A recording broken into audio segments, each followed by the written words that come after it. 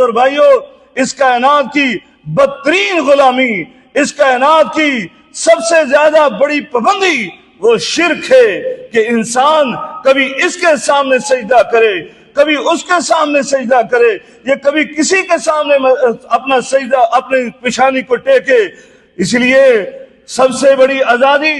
وہ اس شرک سے نجات پانا ہے۔ اللہ رب العالمین قرآن مجید میں فرماتا ہے اولئک یدعون ربہم یبتغون الی ربہم الوسیلہ ایہم اقرب، فرمایا یہ جن کو پکارتے ہیں، جن کو یہ سمجھتے ہیں کہ یہ ہمارے رب کے پاس وسیلے کا ذریعہ بنیں گے، فرمایا وہ تو خود اپنے رب کے ہاں وسیلے کے منتظر ہیں، متلاشی ہیں، اور وہ ایہم اقرب یرجون رحمتہ،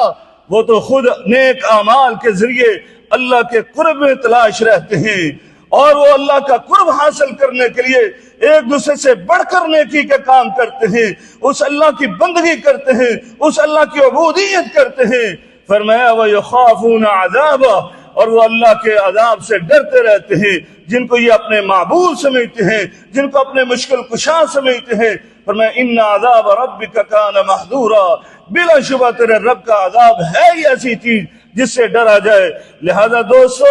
اللہ کے عذاب سے ڈرتے ہوئے اللہ کی بندگی اختیار کیجئے، اللہ کی عبودیت اختیار کیجئے۔ اللہ تعالیٰ سے دعا، اللہ تعالیٰ ہمیں صحیح معنوں میں اپنا بندہ بننے کی توفیق